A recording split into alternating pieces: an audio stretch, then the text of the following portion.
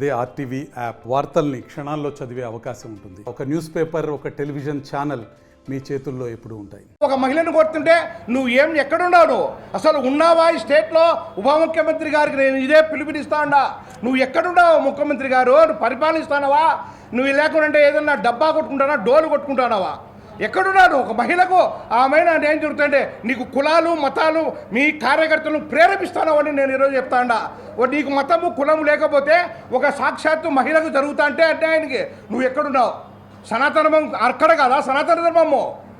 ఎవరో రెడ్డి కొడితే నువ్వు ఎక్కడున్నా? రెడ్డి కదా ఒకటి ఏదైనా జరిగితే అప్పుడే నువ్వు వస్తావు, కానీ మిగతా టైంలో నువ్వు రావు. మిగతా టైంలో నువ్వు పరిపాలనే గడపరాదు. నీకు చంద్రబాబు నాయుడు రాపిచ్చే స్క్రిప్ట్ చదువుతున్నావు. నువ్వు నీకు స్వతహాగా రాజకీయాలు చేయాలని లేదు. కేవలం జగన్మోహన్ రెడ్డి మీద వ్యక్తిగతంగా నువ్వు ఫైట్ చేస్తూ ఉన్నావు. నీవు 20 సీట్లు పోటీ చేసినావు.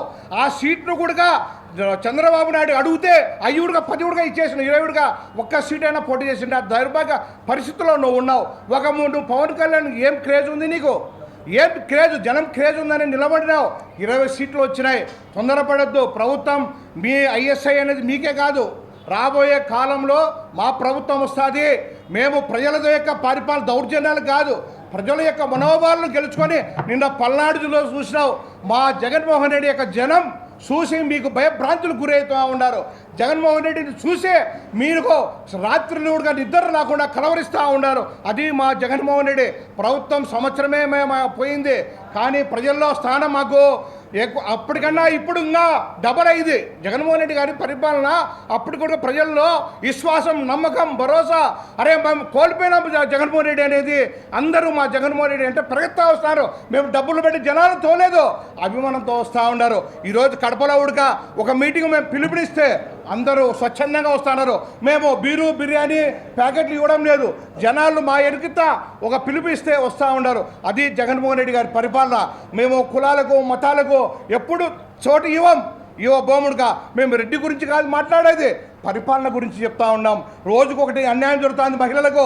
ఎవరో ఒకసారి ఎక్కడో అనంతపురం ఎక్కడో సత్యసాయి జిల్లాలో ఎంతోమంది యువకులకు ఆడపిల్లలకి చాలా జరుగుతూ ఉంది. సాక్షాత్తు హోమ్ మినిస్టర్ గారు ఉన్నారు, ఎక్కడ ఉన్నారు? అసలు పరిపాలన ఇంత ఘోరంగా సంవత్సరానికే అసంతృప్తి ఉంది ఈ ప్రభుత్వం అంటే. ఇప్పుడు ఎలక్షన్లు పెట్టమనండి, మా జగన్మోహన్ రెడ్డి రాకుండా కన్నా మేము సాక్షాత్తు మేము అందరం రాజీనామాలు చేస్తారు. దినం జనసేన అధికార ప్రతినిధి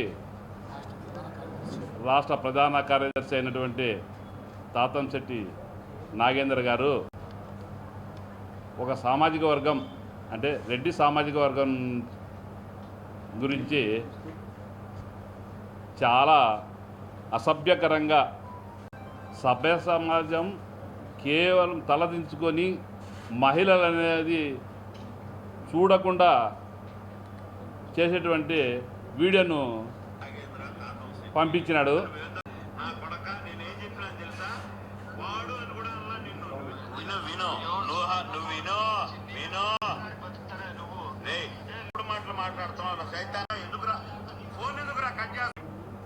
అన్నటువంటి మాటలను చూస్తే నిజంగా చెప్పాలంటే ఫస్ట్ మీ ఇంట్లో మీ తల్లికి, మీ భార్యకి, నీ కూతురికి, నీ చెల్లికి ఇవి చూపించాల. వాళ్ళు నిజంగా దీన్ని మంచిది అని అంటే మేము కూడా దాన్ని స్వీకరిస్తాం.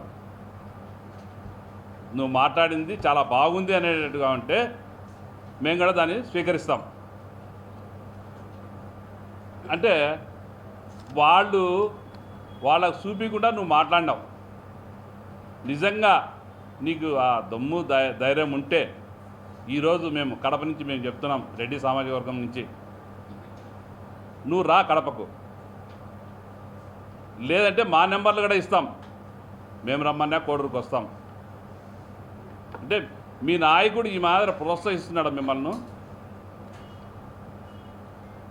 మీ జనసేన నాయకుడు కులాల మధ్య మతాల మధ్య చిచ్చు పెట్టమని చెప్పి చెప్తున్నాడు ఆ పవన్ కళ్యాణ్ గారు. ఆయన సనాతన ధర్మం అంటున్నాడు. సనాతన ధర్మం అంటే ఇదేనా? ఇలా మాట్లాడమని చెప్తున్నాడా?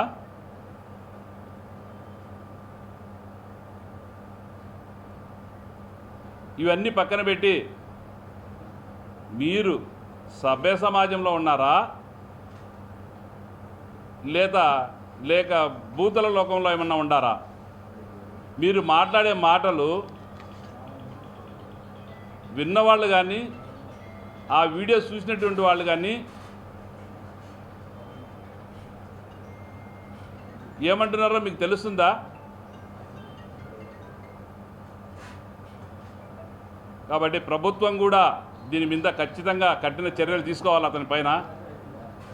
అతని మీద ఈరోజు మేము ఒక కంప్లైంట్ని కూడా తయారు చేశాము. మేము అతని మీద కంప్లైంట్ ఇస్తున్నాము. మీరు ఏదో సినిమా డైలాగ్ వాడారని చెప్పి అనేక మంది మీద మీరు కేసులు పెట్టారు. ఇది మీకు వర్తించదా? పవన్ కళ్యాణ్ గారికి ఇవన్నీ ఏం కనిపించవా?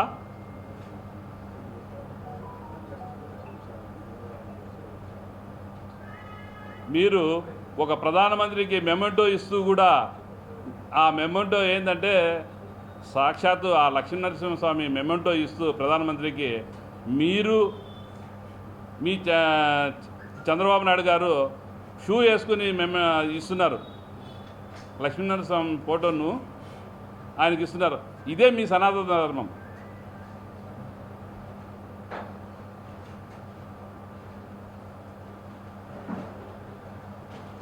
మీరు తాగి మీ ఇష్టం వచ్చినట్టు మాట్లాడచ్చు, మీ ఇష్టం వచ్చిన లాంగ్వేజ్లో మాట్లాడచ్చు, కానీ ఎవరు దీనికి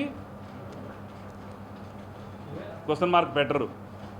మీరు ఇతని పైన ఏమి చర్య తీసుకుంటారో మీ రాష్ట్ర అధ్యక్షుడు పవన్ కళ్యాణ్ గారు